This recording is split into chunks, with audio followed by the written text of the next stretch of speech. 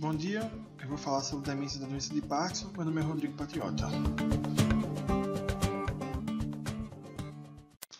A doença de Parkinson, que a gente já falou hoje um pouco sobre a demência da doença de Parkinson, é uma doença idiopática do sistema nervoso central, caracterizada por sintomas motores e não motores.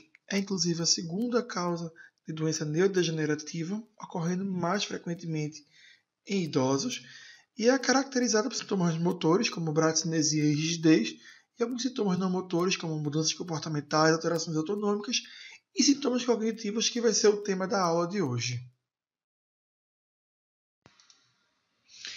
Quando a gente fala de demência da doença de Parkinson, a gente tem que falar de forma mais ampla. Na verdade, não está falando somente de demência, a gente fala também do quadro cognitivo associado à doença de Parkinson.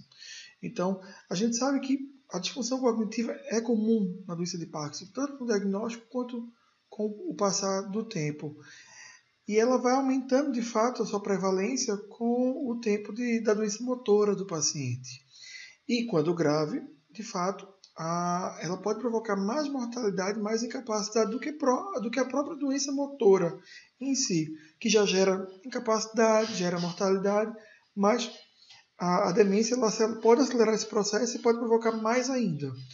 E, além disso, a doença de Parkinson ela pode coexistir com outras causas de demência, como, por exemplo, a doença de Alzheimer.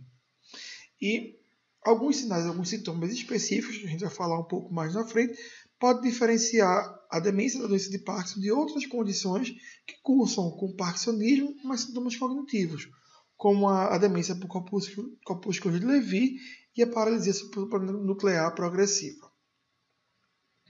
Então, quando a gente fala de epidemiologia, a demência da doença de Parkinson corresponde a 3,6% de todas as causas de demência. No paciente com Parkinson, ela tem uma prevalência de 30% a 40%. A incidência é de 100 pacientes para 1.000 pacientes ano. E isso corresponde a 5 a 6 vezes mais do que a população geral que não tem Parkinson. Parece que a demência ela é inevitável, em algum momento ela vai acontecer, principalmente visto em estudos com mais de 20 anos de segmento, e em pacientes que recebem o diagnóstico de Parkinson, já no início, ele já tem de 10% a 35%, dependendo de qual é a série estudada, o paciente já tem declínio cognitivo. Então, quais seriam os fatores de risco para o paciente desenvolver a demência com a doença de Parkinson? Então, a gente sabe que idade é um fator importante. Quanto mais velho o indivíduo, maior a chance dele desenvolver a demência na doença de Parkinson. Aqui, um estudo feito, publicado em 92, um estudo bem antigo, mostrou que 737 pessoas de 100 mil da população geral acima de 30 anos têm, enquanto que nenhuma pessoa abaixo de 50 anos tem demência na doença de Parkinson. Isso estudando a população em geral. Não está nem falando somente das pessoas com Parkinson. Então, só o fator idade já faz com que as pessoas tenham demência da doença de Parkinson. A duração da doença, quanto mais ela dura, maior a chance do paciente desenvolver a demência, né? E o tempo de surgimento médio, baseado nesse estudo em 2003, é de 14 anos. A idade com que o Parkinson inicia. Nos pacientes antes de 70 anos de idade, 17% dele surgem com 5 anos. Nos pacientes com mais de 70 anos de idade, com 5 anos de doença, já começa a aparecer a demência em 62% dos pacientes. E quanto mais o Parkinson ele é grave, quanto mais ele provoca sintomas motores, maior o risco também para a demência. Existem outros fatores também associados, como o distúrbio comportamental do sono REM, a disfunção autonômica, a hiposmia, discriminação visual normal de cores e distúrbio de marcha mais grave. Então, esses são outros fatores que podem estar associados também ao risco de desenvolver demência nos pacientes com Parkinson. E aqui nesse estudo a gente mostra um estudo bem interessante que mostra para a gente a taxa de conversão de pacientes com cognição normal para declínio cognitivo leve para demência de Parkinson. Isso aqui foi uma revisão sistemática com 39 estudos com 4.011 pacientes com Parkinson. A gente vê que na população geral com Parkinson, a gente vê que 28% deles, nesse segmento que teve nos variados estudos, 28% saiu de uma cognição normal para um declínio cognitivo leve, comprometimento cognitivo leve. E 6% deles, no segmento desses estudos, acabaram desenvolvendo demência da doença de Parkinson. Vale ressaltar que uma parte dos pacientes que já tinham declínio cognitivo no diagnóstico, 24% voltaram para uma cognição normal e 31% evoluíram para uma demência da doença de Parkinson. Com menos de 3 anos e com mais de 3 anos, a gente vê que com mais de 3 anos, com mais tempo de segmento, a gente vê um aumento na conversão de comprometimento cognitivo leve para demência de Parkinson, quando a gente compara mais de 3 anos com menos de 3 anos. E existe uma redução também, que 28% aqui, 21%, dos pacientes com o passar do tempo que saem de um comprometimento cognitivo leve para uma cognição normal. O que fala a favor de uma maior conversão para a demência e para o comprometimento cognitivo leve com o passado. Então, quando a gente fala de fisiopatologia, a gente tem que ter noção de que anteriormente se achava que existia um overlap entre a doença de Parkinson com uma outra causa de demência, como Alzheimer, como demência vascular, mas aí com a neuropatologia, a descoberta dos corpúsculos de Levy, se viu que na verdade essa teoria estava errada. Na verdade, a demência da doença de Parkinson é uma doença por si só, e que tem como corpúsculo de Levy uma marca da doença, e que o avanço dos corpúsculos de Levy correlaciona com o quadro demencial. Então, dentro da fisiopatologia da demência da doença de Parkinson, a gente vê que existe uma distribuição, existe a presença dos corpúsculos de Levy de forma importante.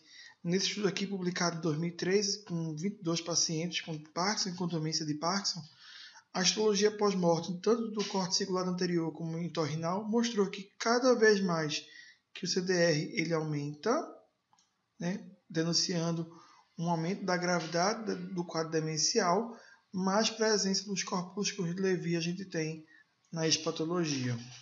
Assim como também a gente tem uma redução da atividade colinésica. A gente vê que o paciente com demência de doença de Parkinson, comparado com o que só tem doença de Parkinson, com o controle, existe uma queda da atividade colinésica, tanto no córtex frontal, como também no hipocampo. Nesse trabalho publicado também em 2014 na revista Brain. Nesse mesmo trabalho mostrou que tanto no hipocampo como na região fronto-basal, a gente também tem um predomínio da presença dos corpúsculos de Levy nos pacientes com demência da doença de Parkinson, quando comparado tanto com o que só tem a doença de Parkinson com os controles. Então, assim, existem alguns pacientes que desenvolvem a demência sem necessariamente ter corpúsculos de Levy, e alguns pacientes têm corpúsculos de Levy de forma disseminada na neuropatologia sem apresentar quadro demencial. E também corrobora que existem exceções que a gente também tem outros achados que a gente encontra nesse paciente, como atrofia cortical, a redução da proteína beta-amiloide no líquido cefalorraquidiano, que inclusive fala mais a favor de um quadro de Alzheimer associado nesse caso. E quando a gente fala do quadro clínico, baseado numa tríade, que normalmente se apresenta.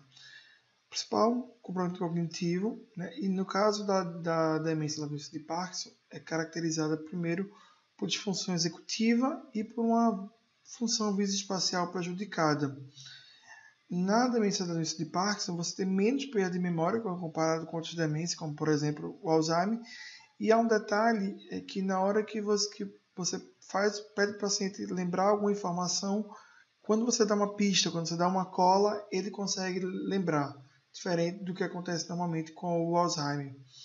E a linguagem ela é relativamente prejudicada, mas não é tão prejudicada.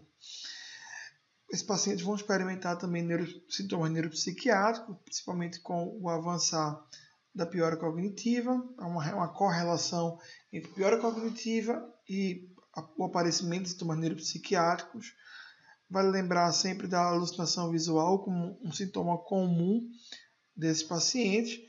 Outra característica bem interessante desses pacientes é a presença de delírios persecutórios e paranoides, né? Tem alguns pacientes que começam a ter o delírio de que a esposa está traindo, de que alguém está fazendo um complô contra ele. Então, Isso é uma característica do quadro neuropsiquiátrico desse paciente. Também está associado com outros transtornos psiquiátricos, como depressão, ansiedade, com distúrbios do sono, como insônia, e aí, por conseguinte, com sonolência excessiva diurna. E o quadro habitual dos sintomas motores do Parkinson é de bradicinesia, rigidez, tremor de repouso e instabilidade postural. Vale ressaltar que o tremor de repouso ele é menos relacionado ao desenvolvimento do comprometimento cognitivo e que as alterações de marcha e de instabilidade postural é que estão mais ligadas à questão do desenvolvimento da demência. Como diagnóstico diferencial, a gente teria basicamente 6 diagnósticos diferenciais. O principal é a demência do corpúsculo de Levy. Essa definição, essa separação, ela é bem arbitrária. O que se tem é que a demência da doença de Parkinson vem de um paciente que tem um quadro de Parkinson bem estabelecido e que, no momento mais adiante, ele vem e desenvolve o quadro de demência. Já o corpúsculo de Levy, não. O corpúsculo de Levy, não. É aquele paciente em que ele tem um quadro demencial e que os sintomas de parkinsonismo vieram pouco antes, ao mesmo tempo ou pouco depois. Com esse tempo aí arbitrário de 1 ano, seria 1 ano de diferença entre o aparecimento de demência e de parkinsonismo. Na demência de corpúsculo de Levy, as alucinações começam mais cedo e o declínio cognitivo desse paciente e a gravidade desse paciente parecem progredir de forma mais rápida. E a demência na doença de Parkinson, os sintomas motores têm uma resposta melhor à levodopa. Isso você vai ver que é uma característica geral. Quase todos os diagnósticos diferenciais da doença de Parkinson e da demência é que as outras doenças têm uma resposta muito pobre à levodopa, como por exemplo na paralisia supranuclear progressiva. O que é que vai diferenciar? A característica principal da paralisia supranuclear progressiva, da PSP, que é um sintoma de paralisia do olhar vertical supranuclear e principalmente tem uma característica da PSP que é a instabilidade postural, com muita tendência para queda. E também tem uma resposta pobre à levodopa. Na atrofia de múltiplos sistemas, e aí você vai ter os sintomas relacionados à própria tríade de sintomas, de alterações neurofisiológicas, como a proeminência da atrofia olivopontocerebelar e a ataxia cerebelar, a degeneração nigrostriatal e a hipotensão ortostática neurológica, que é uma característica bem peculiar dessa doença. Vale lembrar que a atrofia de múltiplos sistemas de início simétrico também não vai ter tremor e também é uma resposta pobre à levodopa. Quando a gente pega a doença de Alzheimer, ela tem um processo inverso da demência da doença de Parkinson.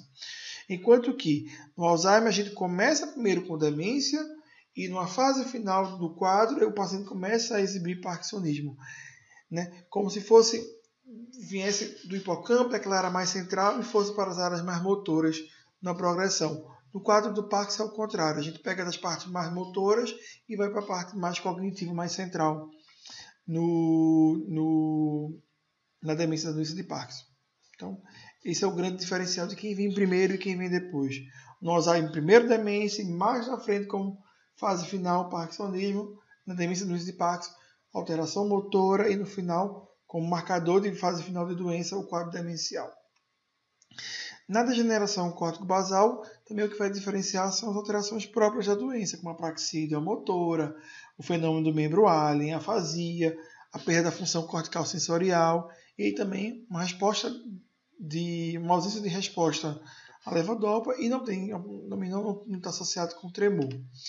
Na demência vascular, o que é que vai falar a favor da demência vascular? Primeiro, o início abrupto, que na demência da doença de Parkinson não acontece esse parkinsonismo. Acontece parkinsonismo, mas não acontece a demência de forma abrupta. Na demência vascular, o paciente já tem demência que, de forma abrupta, ele começa a apresentar o quadro de parkinsonismo. E aí, predominante em membros inferiores, a demência vascular, e você vai ver alguns sintomas focais neurológicos, como típico do paciente que sofreu AVC, típico do paciente que tem um quadro vascular. A paralisia pseudobulbar também é uma característica. E, normalmente, nesse paciente com demência vascular, você vai acabar tendo alguma evidência de doença vascular e neuroimágina. Então, com relação ao tratamento, a gente tem como primeira premissa que não existe nenhum tratamento específico para demência na doença de Parkinson e não há nenhuma droga, nenhuma medicação que consiga ou modificar o curso da doença ou influenciar no prognóstico desse paciente. E aí, o que já foi testado, o que a gente pode tentar fazer? Quando a gente fala de anticolinesteráticos, parece haver um leve a moderado benefício na cognição do paciente, mas isso às custas de um aumento do risco de efeitos colaterais, como tremor, náusea. Nem todas as drogas têm benefício, né? A rivastigmina parece que 15% se beneficia com o tratamento. O estudo publicado mostra que, na verdade, comparado com o placebo, 20% melhora, 14% dos placebos melhoram, mas 13% dos pacientes que tomaram a rivastigmina pioram, comparado com 23% do placebo. A donepezila parece, os pacientes mostraram alguma melhora nos sintomas cognitivos com 24 semanas, embora você não tenha um segmento mais longo que possa falar de um tempo médio aí de 1, 2, 3, 4 anos, que poderia falar de um tratamento mais a longo prazo. Parece haver um benefício dos anticolinesteráticos em relação aos sintomas psiquiátricos. Quando a gente fala da memantina, os estudos mostram parece ter uma melhora na impressão de melhora clínica como desfecho principal, mas uma piora em todos os outros, piora ou não melhora em todos os outros desfechos secundários. A memantina pode piorar os sintomas neuropsiquiátricos, isso com uma extrapolação dos trabalhos com demência na doença, demência no corpúsculo de Levy, e o uso da memantina deve ser feito com cautela. Quando a gente pega os pacientes que desenvolvem psicose dentro do quadro neuropsiquiátrico da demência, os pacientes com demência na doença de Parkinson mais sensíveis aos efeitos colaterais das medicações antiparkinsonianas, embora muitas das vezes não seja possível você retirar os antiparkinsonianos, mas pelo menos tentar reduzir a dose se o paciente experimenta algum efeito colateral. Na verdade, todos os tratamentos nessa fase são mais medicações paliativas e que de alguma forma tende a estratégia de melhorar sintomas. Na hora que o paciente começa a experimentar efeitos colaterais, talvez seja o momento de repensar o uso dessas drogas. Drogas anticolinérgicas são pouco toleradas por esse paciente, então sempre que possível é a primeira droga a ser desmamada. E caso de uma agitação, de um quadro que você não consiga controlar com medidas não farmacológicas e com a terapêutica com anticolinesterático, você pode lançar mão dos antipsicóticos em doses baixas, mas com preferência para clozapina e para quetiapina, por ter menos efeitos motores. E aí, quando a gente fala dos sintomas motores nesse paciente, o tratamento é semelhante com o paciente com demência ou sem demência. No paciente parkinsoniano, então o tratamento é semelhante. Agora, os pacientes com demência têm a maior suscetibilidade aos efeitos psiquiátricos das drogas dopaminérgicas. Então, é um grupo de medicações que a gente precisa ter um cuidado. Parece ter uma preferência para usar a levodopa, porque alguns estudos mostram que ela não afeta tanto a cognição. E a estimulação cerebral profunda, a DBS, a gente não tem como avaliar porque os pacientes normalmente com demência são excluídos dos estudos.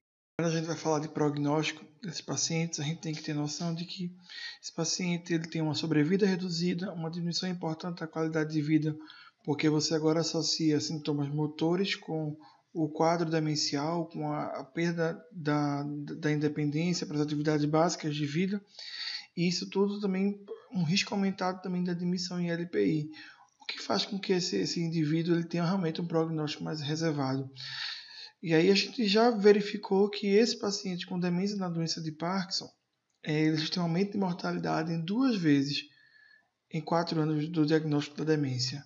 E que a gente tem uma fase em que a gente tem uma redução da capacidade dele de decidir, uma diminuição do autocuidado e às vezes a gente tem que avaliar também inclusive a capacidade para dirigir.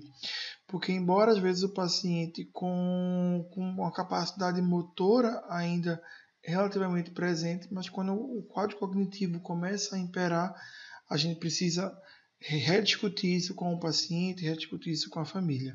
E talvez dentro desse quadro como um todo, a gente tem que começar a pensar muito mais em tratamentos com foco no conforto e no bem-estar do paciente do que alguns tratamentos ditos modificadores de doença. Talvez nessa fase da demência da doença de Parkinson seja a hora da gente introduzir a conversa sobre cuidados paliativos proporcionais à gravidade e ao estado do paciente, para que ele tenha aquilo que a gente acredita ser final de vida, embora de alguns anos, né? O risco de mortalidade 2 vezes é um aumento bem importante, então a gente tem que deixar isso muito claro para o paciente enquanto ele tem a cognição preservada e para os familiares, para que eles saibam o que está por vir, para que eles possam se programar, se preparar na medida do possível, embora não exista fórmula mágica para isso, mas para que eles possam se adequar a esse novo momento. E finalmente, muito obrigado pela atenção de vocês.